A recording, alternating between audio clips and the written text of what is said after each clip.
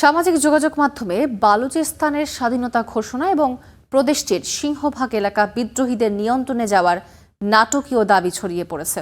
আশঙ্কা করা হচ্ছে ভেঙে পড়তে পারে পাকিস্তান। তবে এসব দাবির পক্ষে মেলেনি নির্ভরযোগ্য কোনো প্রমাণ। পাকিস্তান সেনাবাহিনী এখনও প্রধান শহর ও গুরুত্বপূর্ণ স্থাপনার নিয়ন্ত্রণে রয়েছে। তবে অভ্যন্তরীণ এই সংকট এখন ইসলামাবাদের জন্য সবচেয়ে বড় নিরাপত্তা চ্যালেঞ্জের রূপ নিয়েছে।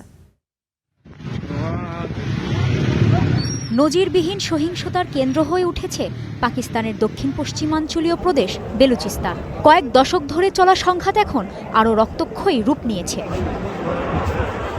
জুলাইয়ে বেলুচিস্তানের জিয়ারাত অঞ্চলের মাঙ্গিবাঁধের একটি পুলিশ স্টেশনে হামলা চালিয়ে 18 জন পুলিশ সদস্যকে অপহরণ ও হত্যা করে বেলুচিস্তানের স্বাধীনতাকামী সশস্ত্র গোষ্ঠী। আরেকটি হামলায় নিহত 11 জন সেনা সদস্য। পরিস্থিতি নিয়ন্ত্রণে ব্যাপক সেনা অভিযানে নামে পাকিস্তান। বাড়তে থাকে সংঘাতের তীব্রতা। বিক্ষুব্ধ এমন পরিস্থিতিতে সামাজিক যোগাযোগ মাধ্যমে ছড়িয়ে পড়ে এক নাটকীয় দাবি। বলা হয়, স্বাধীনতা ঘোষণা করেছে বেলুচিস্তান। বেলুচিস্তান লিবারেশন আর্মির দখলে প্রদেশটির 85%। নিরপেক্ষ কোনো সূত্র থেকে সামাজিক যোগাযোগ মাধ্যমের এসব দাবি কোনো ভিত্তি মিলছে না।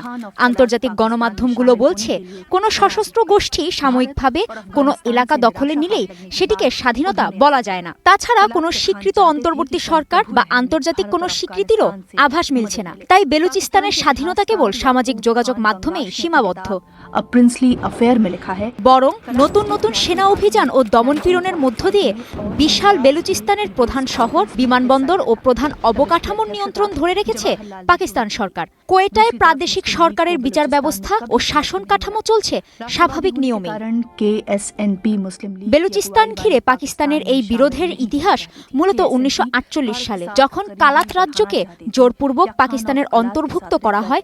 তখন থেকেই শুরু হয় অসন্তোষ। বেলুচদের অভিযোগ, খনিজ সম্পদ ব্যবহার করে অন্য অঞ্চলের উন্নয়ন হলেও তাদের মৌলিক নাগরিক সুবিধা থেকে বঞ্চিত করা হচ্ছে।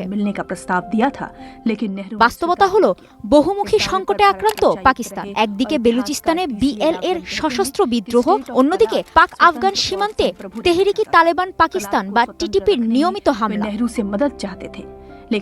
দুই সংঘাতের নেপথ্যে ভারত ও আফগানিস্তানকে দায়ী করে আসছে পাকিস্তান। বিশ্লেষকরা মনে করছেন, শুধু সামরিক শক্তি দিয়ে এই ঐতিহাসিক সংকটের সমাধান সম্ভব নয়। প্রয়োজন রাজনৈতিক সমাধান ও মানুষের অধিকারের নিশ্চয়তা। बलूचिस्तान के नेता और কাজী শাহরিন, স্টার নিউজ।